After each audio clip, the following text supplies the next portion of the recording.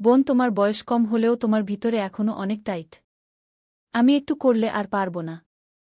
বোন, তোমার ভিতরে এত গরম কেন? আমার এটা তো পুড়ে যাবে। তোমার ভিতরে কি পানি ছেড়ে দিব? হ্যালো বন্ধুরা, আমার বয়স ছিল ২০ বছর। আমি কলেজের ছাত্রী ছিলাম সেই দিনগুলোতে। গরম শুরু হয়ে গিয়েছিল, তাই আমাদের কলেজ থেকে ছুটি মিলে গিয়েছিল। প্রতিদিনের মতো আজও পুরো বাড়ি পরিষ্কার করার পর আমি আমার বিছানায় বিশ্রাম নিচ্ছিলাম। ক্লান্তিতে জর্জরিত হয়ে মনে হচ্ছিল যেন পুরো শরীর ভেঙে পড়ছে। আমি বিছানায় শুয়ে সুখ খুঁজছিলাম এবং হাত দিয়ে মাথা মালিশ করছিলাম। আমার মালিশের শব্দ শুনে আমার ভাই রোহান বন্ধ ঘরে এসে বলল, কি হয়েছে দিদি? তোয়াক্কা তো ঠিক আছে, আমি বললাম। হ্যাঁ ভাই, মা সব কাজ আমার উপর চাপিয়ে দিয়ে চলে যায়। কলেজের ছুটি হলেই কি পুরো বাড়ির দায়িত্ব আমার উপর চলে আসে। উপর থেকে ম্যাডামাও ছুটিতে আছে। আমি পারছি না এই বাড়ির কাজগু। আমার কথা শুনে সে আমার পাশে বসে বলল, আমার প্রিয় বোন, কিছু না, আমি এখনই তোমার জন্য দুধ নিয়ে আসছি। তা খেলে সুখ মিলবে কি? রোহানের কথা শুনে আমি হাসলাম এবং বললাম, বাস, তুমি খাবার বাইরে থেকে নিয়ে এসো, আমি একটু ঘুমাই গু। সঙ্গীত এর সাথে সে ফিরে এল। আমি তাকে খুব ভালোবাসতে লাগলাম। দুনিয়ায় খুব কম ভাই আছে যারা তাদের বোনের এত যত্ন নেয়। আমি তাকে অনেক আশীর্বাদ দিতে লাগলাম এবং সে যে দুধ এনেছিল তা খেতে লাগলাম। দুধ খাওয়ার পর আমি গ্লাস এক পাশে রেখে শুয়ে পড়লাম। রোহান বলল, চলো, আমি তোমার মাথা টিপে দিই, তুমি ঘুমাও। উইসে আমার মাথার পাশে বসে তার হাত দিয়ে আমার মাথা টিপতে লাগল। আমারও সুখ আসতে লাগল, ব্যথাও কমতে লাগল। আমি চোখ বন্ধ করে ঘুমাতে লাগলাম এবং গভীর ঘুমে চলে গেলাম। বুঝতেই পারলাম না কখন ঘুমিয়ে পড়লাম। কয়েক ঘন্টা ধরে আমি ঘুমালাম। মায়ের আওয়াজে আমার চোখ খুল। আমি ঘাবড়ে গিয়ে চোখ খুললাম, আমার মাথা পুরোপুরি ভারী ছিল। ঘড়িতে সময় দেখলাম রাত ৮টা। আমি একদম চমকে গেলাম। খুব অদ্ভুত ব্যাপার ছিল যে বাবাও অফিস থেকে ফিরে এসেছিলেন। সম্ভবত ক্লান্তির কারণে আমার সময়ের অনুভূতি হয়নি। আমি উঠে ২ পা হাঁটতেই আমার মাথা ঘুরল, চোখের সামনে অন্ধকার নেমে এল।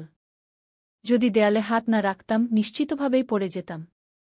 আমি ফ্রেশ হয়ে বাইরে এসে দেখলাম খাবারের টেবিলে সবাই বসে আছে, শুধু আমারই অপেক্ষা করছে।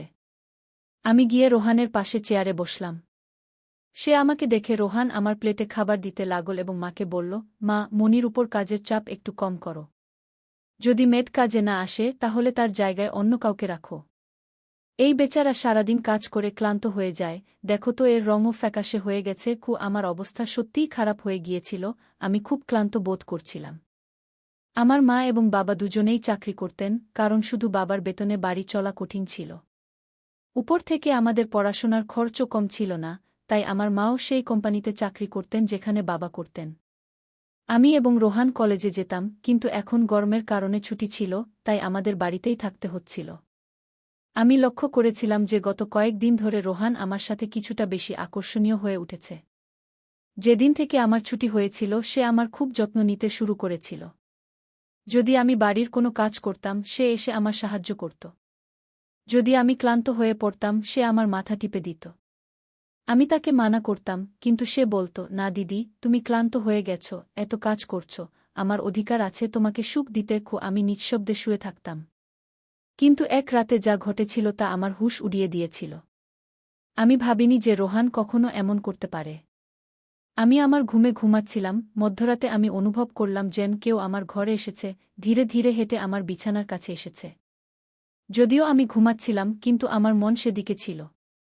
আমি হঠাৎ করে চোখ খুললাম, ঘর অন্ধকারে ডুবেছিল। যখন আমি উঠে দেখলাম তখন ভিতরে কেউ ছিল না, শুধু ঘরের দরজা একটু খোলা ছিল। আমি ঘুমানোর আগে সবসময় দরজা বন্ধ করে ঘুমাতাম, তাহলে এটি কিভাবে খুলে যেতে পারে? আমি ঘুমন্ত চোখে উঠে দরজা লক করতে লাগলাম। দরজা লক করার পর আবার বিছানায় শুয়ে পড়লাম।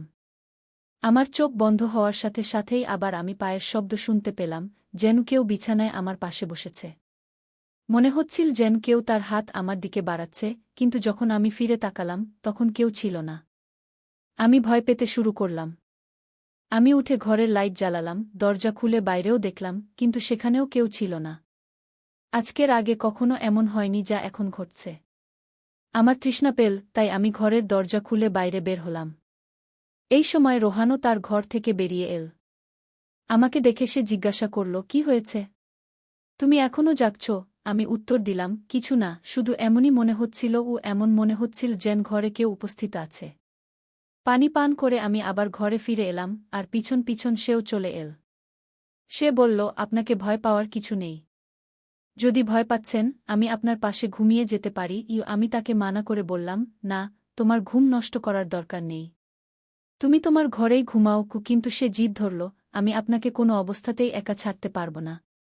আপনার অসুস্থতা বাড়তে পারে। আমি আপনাকে কষ্টে দেখতে পারব না। আপনি ঘুমান, আমি এখানেই ঘুমিয়ে যাই। শেষ পর্যন্ত আমি বিছানায় গিয়ে ঘুমিয়ে পড়লাম, আর সে বালিশ তুলে সোফায় রেখে সেখানেই ঘুমিয়ে গেল। সেই রাতে আমার মনে হচ্ছিল যেন কেউ আমার মাথার কাছে বসে আমাকে দীর্ঘক্ষণ দেখছে। সে আমার চুলে হাত বুলাল, আমার মুখে আঙুল বুলাল, আর আমি শান্তিতে ঘুমাচ্ছিলাম। সবকিছু স্বপ্নের মতো মনে হচ্ছিল। পরের সকালে যখন আমি উঠলাম, আমার মেজাজটা খুবই অদ্ভুত ছিল। কিন্তু যখন আমি আমার ভাইকে লক্ষ্য করলাম, আমি হতবাক হয়ে গেলাম। ভাগ্যিস আমি নিজেকে একটি চাদর দিয়ে ঢেকে রেখেছিলাম। আমার শার্ট এলোমেলো হয়ে গিয়েছিল। আমি অবাক হলাম, কারণ আজকের আগে আমি কখনো এত আরামে ঘুমাইনি। আজ রোহন খুব খুশি মনে হচ্ছিল। জানি না কি কারণে। আমি তাকে জিজ্ঞাসা করতেই সে বলল, আমি তো প্রতিদিনই এত খুশি হই। যার আপনার মতো বোন আছে সে কেন খুশি হবে না? বাড়ির সব কাজ শেষ করে যখন আমি বসলাম, রোহন তেল নিয়ে আমার কাছে চলে এল। বলল, মণি দিদি, আপনি আপনার চুল খুলে দিন। আমি আপনার মাথায় ম্যাসাজ করে দিই। তার আচরণ আমার কাছে অদ্ভুত লাগছিল। আমি বললাম, এটা তোমার কাজ নয়। যাও, তোমার বন্ধুদের সাথে ঘুরে বেড়াও। আমার ম্যাসাজের দরকার নেই। কিন্তু সে আমার কথা শুনল না, নিজে থেকেই আমার চুল থেকে ক্লিপ খুলে বলল, আপনি জিদ করবেন না। ভাগ্যবানদেরই এমন ভাই মেলে। যখন আপনার ভাই আপনার সুন্দর রেশমি চুলে ম্যাসাজ করতে চায়, তখন আপনার কি সমস্যা হতে পারে? আসুন, আমি আপনার মাথার ম্যাসাজ করে দিই। আপনি অনেক শান্তি পাবেন। সে আমাকে তুলে ঘরে নিয়ে গেল। আমি বিছানায় বালিশ রেখে শুয়ে পড়লাম। আমার চুল বিছানা থেকে নিচে ঝুলছিল। সে আমার মাথার পাশে বসে আমার চুলে ম্যাসাজ করতে লাগল। রোহন আমার থেকে 3 বছর ছোট ছিল, কিন্তু আমাকে নাম ধরে ডাকত। বলতো, আপনি এত সুন্দর যে আপনাকে দেখলে মনে হয় আপনি যেন সবসময় এভাবেই হাসতে থাকেন, আর আমি যেন আপনার আদর পেতে থাকি। সে আমার চুলে ম্যাসাজ করছিল, আর তার হাতে যেন জাদু ছিল। আমি এত মজা পাচ্ছিলাম যে আমি ঘুমের কোলে হারিয়ে যেতে লাগলাম। তেলের গন্ধ খুব চমৎকার ছিল। আমি তাকে জিজ্ঞাসা করলাম, এটা কোনো তেল? সে বলল, এটা খুবই বিশেষ তেল। বিশেষ আপনার জন্য? আপনার এত সুন্দর চুলের জন্য এটা তৈরি। তার কথা খুব মিষ্টি লাগছিল। আমি বুঝতে পারছিলাম না। এর মধ্যেই আমি ঘুমিয়ে পড়লাম। কিছুক্ষণ পরে যখন আমার চোখ খুলল, আমার পুরো শরীর ব্যথায় ভেঙে পড়ছিল। মনে হচ্ছিল যেন আমার পায়ে খুব বেশি ওজন চাপিয়ে দেওয়া হয়েছে। পুরো শরীর ব্যথা করছিল। ধীরে ধীরে উঠে বসলাম আর চারদিকে তাকালাম। যখন আমার ভাইকে লক্ষ্য করলাম, সে সম্পূর্ণ ভেজা ছিল, যেন কেউ আমাকে গোসল করিয়ে দিয়েছে। কাপড় ভেজা ছিল, পাখা বন্ধ ছিল, আর গরম লাগছিল। এসব কি হচ্ছিল? আমি খুব কষ্ট করে দেরিতে উঠলাম। আমার মাথা ঘুরছিল, হাঁটা কষ্টকর হচ্ছিল। আমি আমার অবস্থা বুঝতে পারছিলাম না যে এসব কি হচ্ছে। খুব কষ্ট করে বাথরুমে গিয়ে ফ্রেশ হলাম। আমার অবস্থা দেখে মনে হচ্ছিল যেন আমি ঘুমাইনি, বরং কোনো কঠোর পরিশ্রম করেছি। যখন আমি ঘর থেকে বের হলাম, আমার কানে কানে কিসের শব্দ শুনতে পেলাম। মনে হচ্ছিল যেন কেউ কারো সাথে কথা বলছে। বাড়িতে আমার আর তার বাইরে কেউ ছিল না। তাহলে সে কার সাথে কথা বলছিল? আমি প্রথমে কিচেনে পানি পান করতে গেলাম, কিন্তু তখন পর্যন্ত আওয়াজ বন্ধ হয়ে গিয়েছিল। আমি কিচেনের দরজার পাশে দাঁড়িয়েছিলাম যখন সে বসার ঘর থেকে বের হল। তার হাতে অনেক টাকা ছিল, যা দেখে সে হাসছিল। আমার কপালে ভাঁজ পড়ল। পরের মুহূর্তেই তার নজর আমার উপর পড়ল। আমাকে দেখে বলল, মণি, আপনি কি?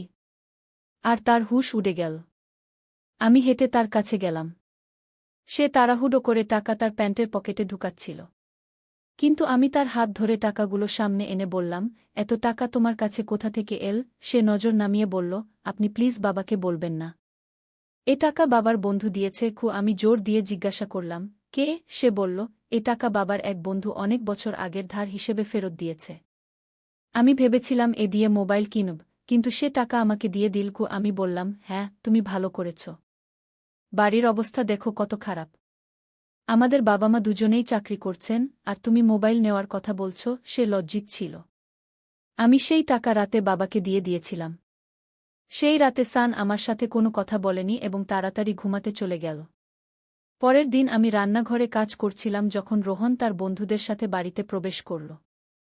আমি যতটা আশ্চর্য হলাম ততটা কম ছিল, কারণ সে তার বন্ধুদের সরাসরি হলরুমে নিয়ে এসেছিল। সেই সময় আমি ওড়না খুলে বাসন ধুচ্ছিলাম। যখন তারা সবাই হাসতে হাসতে ভিতরে এল, আমি তাড়াতাড়ি ওড়না পরলাম এবং রোহনকে বোঝাতে লাগলাম যে এটা কেমন আচরণ। তুমি জানো এই সময় মা বাবা বাড়িতে নেই, তবুও তুমি এদের বাড়িতে নিয়ে এসেছ। রোহন বলল, এটা আমার বাড়ি। যখন তোমরা আমার খেয়াল রাখো না, তখন আমি তোমাদের খেয়াল কেন রাখব? ভালো করে খাবার তৈরি করো, আমার খুব বিশেষ বন্ধুরা এসেছে। সে আমার উপর বেশ রাগান্বিত হয়ে গিয়েছিল। কিন্তু এখন আমি কি করতাম? খাবার তো বানানোই ছিল জরুরি। আমি তার বন্ধুদের জন্য খাবার বানাতে লাগলাম। তখন সে বলল, খাবার পরিবেশন করতেও তুমি নিজেই আসবে। রোহনের আচরণ আমাকে হতবাক করছিল। এত ছোট বিষয়ে সে কিভাবে এতটা বদলে গেল? আমি খাবার টেবিলে সাজিয়ে দিলাম। আমি লক্ষ্য করলাম যে তার বন্ধুরা বারবার আমাকে একদৃষ্টে তাকিয়ে দেখছে। তারা সবাই রোহনের চেয়ে বয়সে বড় ছিল এবং অদ্ভুতভাবে তাকিয়েছিল, যেন আমাকে কাঁচা খেয়ে ফেলবে। আমি আমার ঘরে গিয়ে দরজা বন্ধ করে রইলাম। যেই তারা চলে গেল, আমি রোহনের উপর ফেটে পড়লাম যে ভবিষ্যতে তোমার বন্ধুরা যেন এই বাড়িতে আমার সামনে না আসে। কিন্তু সে পরক্ষণেই আমার হাত ধরে বলল, এত রাগ কোথা থেকে আসে? তারা আর কখনো আসবে না। কিন্তু তুমি মা বাবাকে এ ব্যাপারে কিছু বলবে না। কেমন ছেলে ছিল সে? কখনো স্নেহ দেখাত, কখনো বিরক্ত হতো। যাই হোক, আমি হ্যাঁ বলে মাথা নাড়লাম এবং আমার ঘরে চলে গেলাম। রোহনের আচরণ আমাকে কিছুটা অস্বস্তিতে ফেলছিল, কারণ সে আমাকে অদ্ভুতভাবে দেখতে শুরু করেছিল। সেই দিনও যখন আমি আমার ঘরে বিশ্রাম নিতে ঘুমিয়েছিলাম, হঠাৎ আমার পায়ে কারো হাতের স্পর্শ অনুভব করলাম। আমি ভয়ে চোখ খুললাম। রোহন আমার পাতার কোলে রেখে মেসাজ দিচ্ছিল। আমি তাকে এমন করতে মানা করলাম, কিন্তু সে বলল, আমি যা করছি করতে দাও। এই বাড়িতে একমাত্র আমিই তোমার এতটা খেয়াল রাখি। মা বাবা তো কাজেই ব্যস্ত। আমিও ক্লান্ত হয়ে পড়েছিলাম। চোখ বন্ধ করলাম এবং ঘুমাতে লাগলাম। রোহনের হাতের ম্যাসাজে আমি গভীর ঘুমে তলিয়ে যাচ্ছিলাম। কিন্তু যখন আমার চোখ খুল, আমার হুঁশ উড়ে গেল। আমার মাথা ভয়ানকভাবে ঘুরছিল। বিছানার চাদর সম্পূর্ণ ভিজে গিয়েছিল। বিছানায় একটি শার্ট এবং একটি মেল পারফিউম পড়েছিল। এই জিনিসগুলো কার ছিল? আমি কিছুই বলতে পারলাম না। মাথায় এত তীব্র ব্যথা ছিল যে আমি আবার বিছানায় পড়ে গেলাম। মনে হচ্ছিল কেউ আমাকে অজ্ঞান করার ওষুধ খাইয়ে দিয়েছে। আমি কাছে কানে কানে কথা শুনতে পাচ্ছিলাম, কিন্তু কে কথা বলছিল তা আমি বুঝতে পারছিলাম না। শুধু রোহনের কণ্ঠ শুনতে পাচ্ছিলাম। মনে হচ্ছিল সে আমার ঘরে আছে এবং আমাকে উঠানোর চেষ্টা করছে। কিছুক্ষণ পরে যখন আমার চোখ খুল, পুরো দৃশ্য আমার চোখের সামনে ঘুরতে লাগল। আমি প্রথমে বিছানার দিকে তাকালাম, যেখানে শার্ট এবং পারফিউম পড়েছিল, কিন্তু এখন সেখানে কিছুই ছিল না। আজ আবার আমার অবস্থা খুব অদ্ভুত ছিল। আমি তো আর শিশু নই যে এগুলো বুঝতে পারব না। বাড়িতে আমার এবং রোহন ছাড়া আর কেউ ছিল না। তাহলে আমার ঘুমানোর পর এমন কি হচ্ছিল যে আমার পুরো শরীর যেন পানিতে ভিজে গেছে? শুধু তাই নয়, আমার শরীর ব্যথায় কুঁকড়ে গিয়েছিল এবং রং সম্পূর্ণ ফ্যাকাশে হয়ে গিয়েছিল। দিনের পর দিন আমি দুর্বল হয়ে পড়ছিলাম। সেই দিনও রোহন আমার কাছাকাছি আসার চেষ্টা করছিল, কিন্তু আমি অজুহাত দেখিয়ে আমার ঘরে চলে গেলাম। মাথায় অদ্ভুত সব চিন্তা আসতে শুরু করেছিল। স্বাস্থ্যও বেশ খারাপ ছিল। আমার অবস্থা দেখে মাও চিন্তিত হয়ে পড়েছিলেন। তিনি বললেন পরের দিন অফিস থেকে ছুটি নিয়ে আমাকে ডাক্তারের কাছে নিয়ে যাবেন, যাতে বোঝা যায় আমার সমস্যা কী। সেই রাতে আমি বারবার জেগে উঠছিলাম এবং ঠিকঠাক ঘুমাতে পারছিলাম না। পরের দিন আমার বাবা মা যথারীতি তাদের কাজে চলে গিয়েছিলেন। তাদের হয়তো আমার কোনো খেয়াল ছিল না। আমি নিজেই ডাক্তারের কাছে গেলাম, যেখানে আল্ট্রাসাউন্ডে দেখা গেল আমি গর্ভবতী। শেষ পর্যন্ত এটা আমার সাথে কে করতে পারে? রোহন আমার ভাই ছিল। কিন্তু তখন আমার মাথায় আসল যে আমি তাকে সৎ ভাই মনে করি। ব্যাপারটা এমন ছিল যে কারো কাছেই এটা গোপন ছিল না যে রোহন আমার সৎ ভাই। সে আমার মায়ের দ্বিতীয় বিয়ের সন্তান, আর আমি মায়ের প্রথম বিয়ের সন্তান। এই ধরনের চিন্তাগুলো আমাকে ভুল পথে নিয়ে যাচ্ছিল। বুঝতে পারছিলাম না কিভাবে আমার বাবা মাকে এটা বলবো। আমার সৎ ভাই যখন আমার পাশে বসত, কখনো আমার হাত ধরে রাখত, কখনো আমার গাল টেনে দিত। একদিন আমি হাসপাতালে গেলাম এবং অ্যাবর্শনের আগে ডাক্তারকে বললাম এই বাচ্চার ডিএনএ টেস্ট করুন। ডাক্তার রিপোর্ট দিলেন এবং যখন আমি দেখলাম আমার শ্বাস যেন আটকে গেল। যা আমি বুঝতে পেরেছিলাম এটা এমন কিছু ছিল না, বাচ্চাটা অন্য কারো ছিল, কিন্তু কে হতে পারে? আমি আমার রুমে মোবাইলের ক্যামেরা লাগিয়ে দিয়েছিলাম। একদিন যখন বাবা মা বাড়িতে ছিল না, রোহন আবার আমার কাছে এল এবং আমার মাথায় মালিশ করতে শুরু করল। আমি অনেক চেষ্টা করলাম যাতে না ঘুমাই, কিন্তু তেলের সম্ভবত অজ্ঞান করার ওষুধ ছিল। যেই আমি ঘুমালাম, অজ্ঞান হয়ে গেলাম। 2 ঘণ্টা পর জ্ঞান ফিরল, বাবা মাও বাড়ি ফিরে এসেছিলেন। যখন আমি রুমের রেকর্ডিং দেখলাম, আমার পায়ের নিচে মাটি সরে গেল। রোহন আমার রুমে তার কামুক বন্ধুদের নিয়ে আসত, যারা আমার সাথে খারাপ কাজ করত। তাদের কাজ শেষ করে তারা রোহনকে টাকা দিয়ে চলে যেত। এটা জানার পর আমি ভেঙে পড়লাম। আমি রুম থেকে বের হয়ে রোহনের গলা ধরে ফেললাম এবং থাপ্পড়ের বৃষ্টি করে দিলাম। তখন মা বাবাও এসে গেলেন এবং বাবা রেগে আমার হাত ধরে বললেন, তোমার জ্ঞান আছে? তুমি পাগল হয়ে গেছ? কেন মারছ এটাকে? আমি কাঁদতে কাঁদতে ভিডিওটি দেখালাম যে এই নীচ মানুষটা আমার সাথে কি করছিল। ভিডিও দেখে মা মেঝেতে পড়ে গেলেন, বাবাও বিশ্বাস করতে পারছিলেন না। তিনি রোহনকে ধরে খুব মারলেন, তার মুখ ও নাক থেকে রক্ত পড়ছিল। রোহন রেগে বলল, আমি এটাকে কখনো আমার বোন ভাবিনি। আমার টাকার দরকার ছিল, লোকেরা এটার জন্য লক্ষ লক্ষ টাকা দিতে রাজি ছিল। আমার নিজের প্রয়োজন মেটাতে হয়েছিল, তাই এই পদক্ষেপ নিয়েছি। নিজের বোনের দেহ ব্যবসা করিয়েছি। আমি আমার কানে হাত দিয়ে শুধু কাঁদতে লাগলাম। বাবা তাকে এত মারলেন যে সে রক্তাক্ত হয়ে গেল, কিন্তু কোনোরকমে নিজেকে তাদের থেকে ছাড়িয়ে বাড়ি থেকে পালিয়ে গেল এবং আর কখনো ফিরে আসেনি। আমার পেটে যে বাচ্চা ছিল তা অবৈধ ছিল, আমি অ্যাবর্শন করিয়ে নিয়েছি। কিন্তু রোহন যে ঘৃণ্য খেলা আমার সাথে খেলেছে, আমি মরেও ভুলতে পারব না। ভাই সেই হয় যে আপনাকে মন্দ থেকে বাঁচায়। কোনো অচেনা পুরুষের হাতে আপনার যুবতী বোন বা মেয়েকে ছেড়ে দেওয়া বড় বোকামি, কারণ শয়তানপন্থী মানুষ সবসময় অপেক্ষায় থাকে কখন তারা কোনো নিরীহের ইজ্জত নষ্ট করবে। তাই আমি আমার সব দেখার ও শোনার দর্শকদের এই অনুরোধ করব, সবসময় আপনার বোন মেয়েদের খেয়াল রাখুন এবং কোনো অবস্থাতেই একা ছেড়ে দেবেন না। বন্ধুরা, এখানে ভুল বাবা মার ছিল, যারা টাকা কামানোর চেষ্টায় বাচ্চাদের থেকে একদম বেকবর হয়ে গিয়েছিলেন। অথবা আমার ভুল ছিল যে আমি আমার সৎ ভাইয়ের সাথে এই বাড়িতে থাকতাম, আমি তার উপর অতিরিক্ত বিশ্বাস করতাম, তাকে আমার নিজের ভাই ভাবতাম। তাই বন্ধুরা, নিজের এবং পরিবারের খেয়াল রাখুন। দেখা হবে অন্য কারো নতুন গল্প নিয়ে, ততক্ষণ পর্যন্ত বিদায়।